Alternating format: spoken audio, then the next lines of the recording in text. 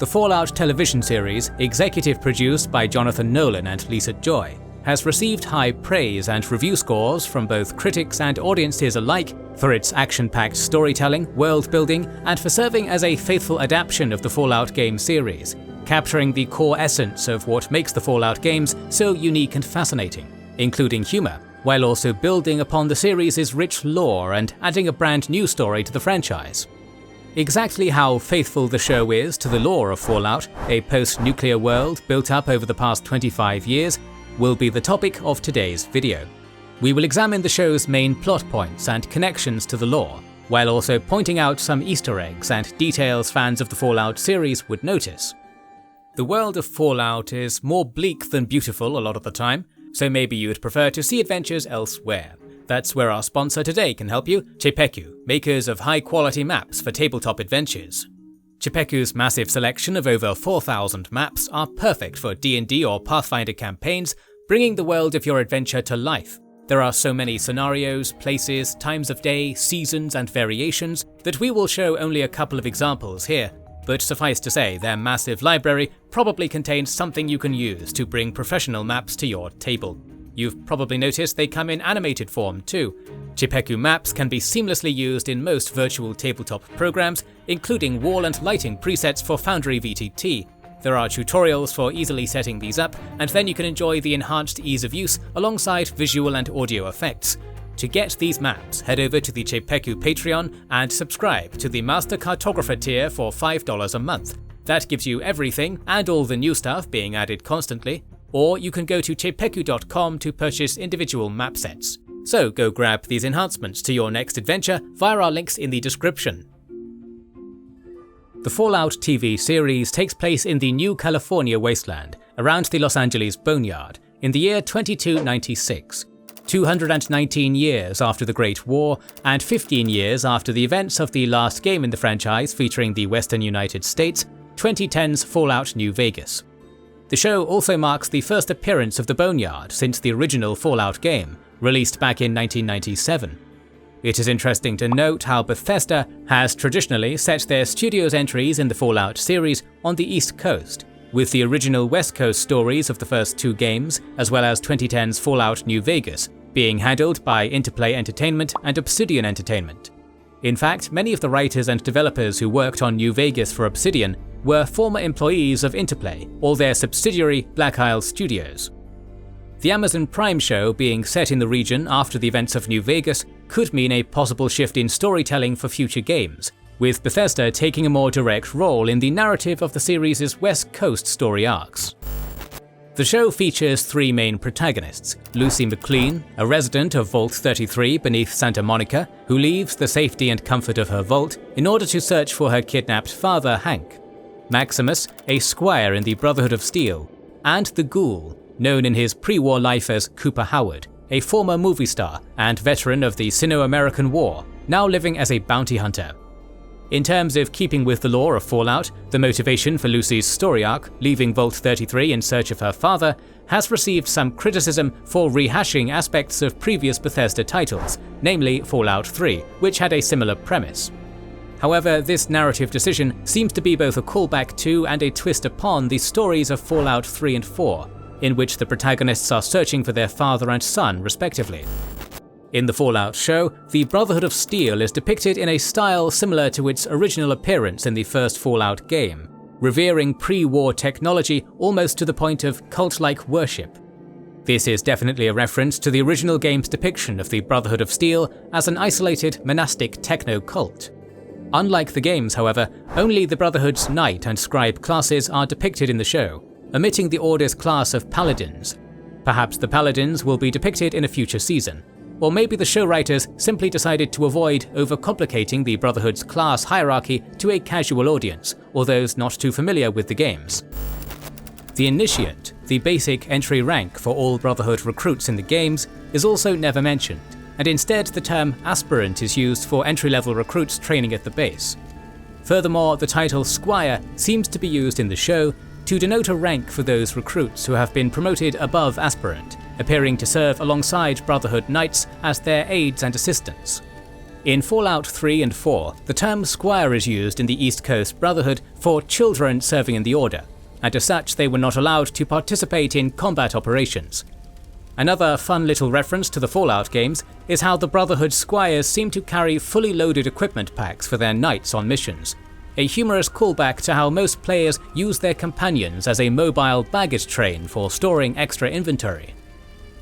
Although it is not explicitly stated in the show, it can be logically assumed by players of the first two Fallout games that the Brotherhood of Steel's base depicted in Episode 1 is the organization's original chapter, headquartered at Lost Hills in New California, or at least some facility near Lost Hills. However, judging by some of the dialogue in Episode 1, it sounds as though the Lost Hills chapter is no longer the supreme governing body of the Brotherhood of Steel, or at the very least, it has lost much of its original power. This is hinted in Episode 1, when the Elder Cleric briefs the assembled knights and squires at the base on their new mission, which he states comes from the highest clerics in the Commonwealth. The Brotherhood of Steel's chapter in the Commonwealth was shown in Fallout 4, and had earlier appeared in the Capital Wasteland during the events of Fallout 3.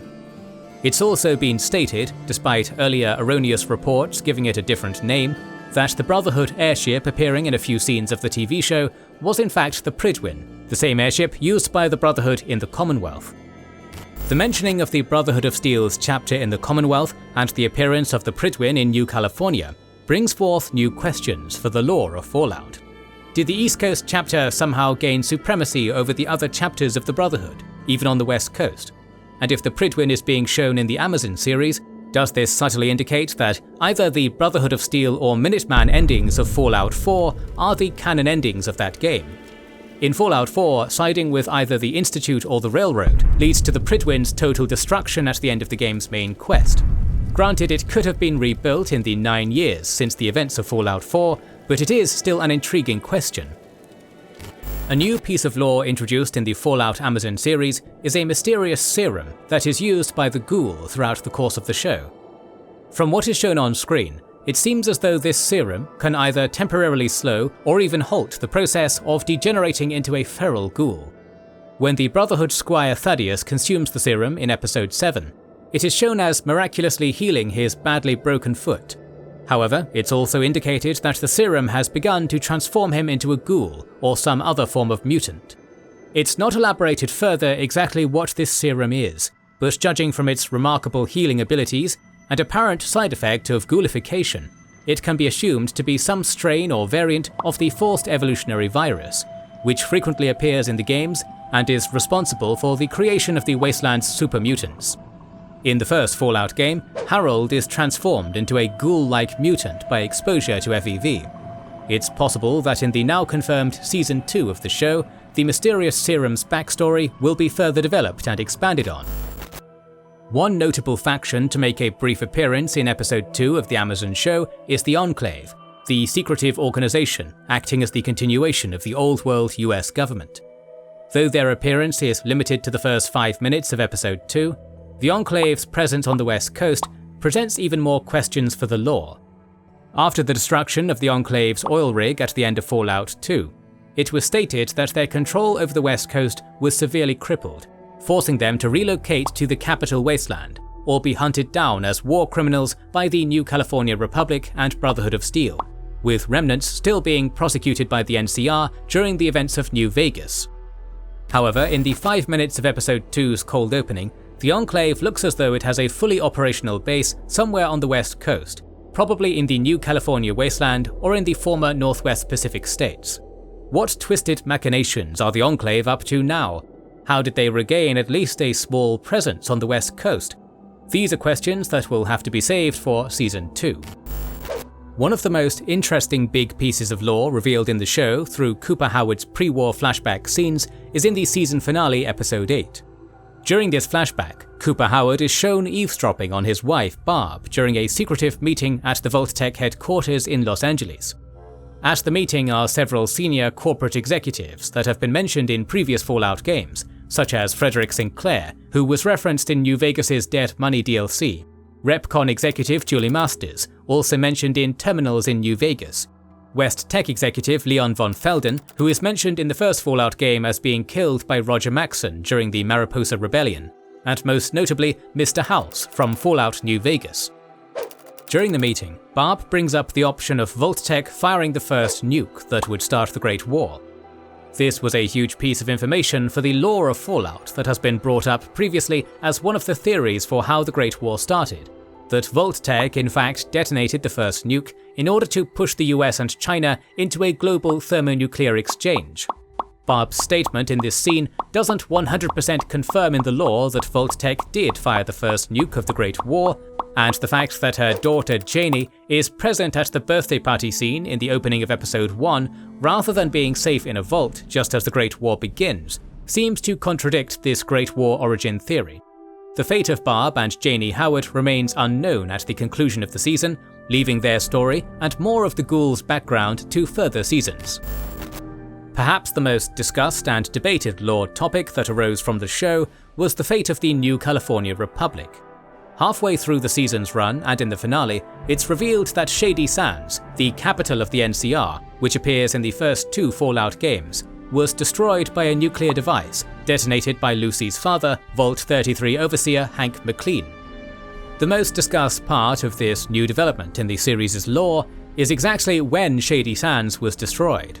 In episode 6, Lucy examines a chalkboard laying out a timeline of the NCR's history, from its foundation in 2189 to its rise to a great power in 2241, during the events of Fallout 2, and then ominously the fall of Shady Sands in 2277, followed by a chalk drawing of an atomic bomb.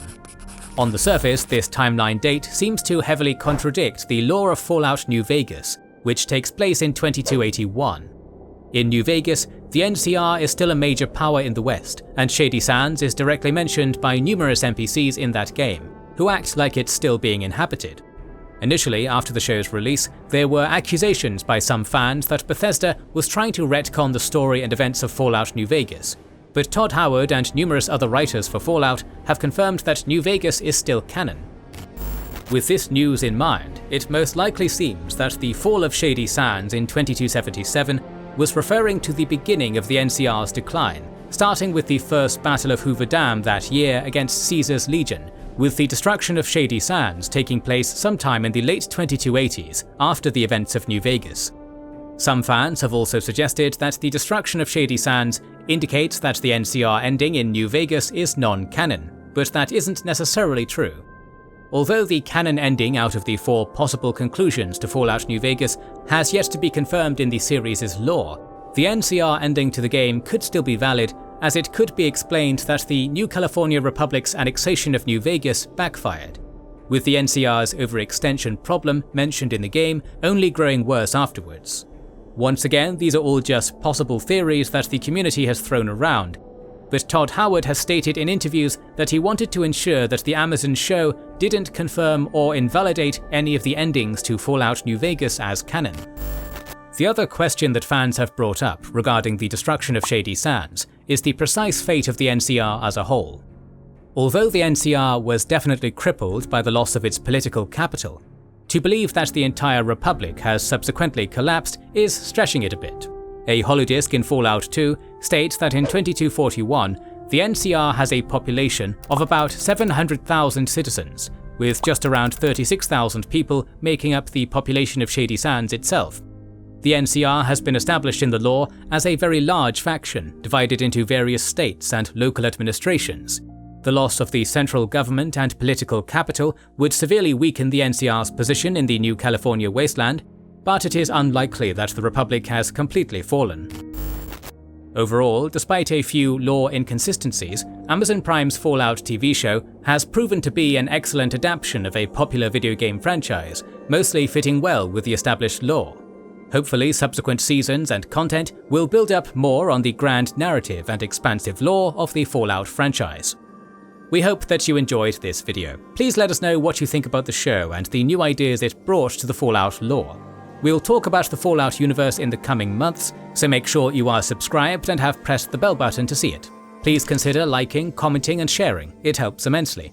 Our videos would be impossible without our kind patrons and YouTube channel members, whose ranks you can join via the links in the description to know our schedule, get early access to our videos, access our Discord and much more. This is the Wizards and Warriors channel, and we will catch you on the next one.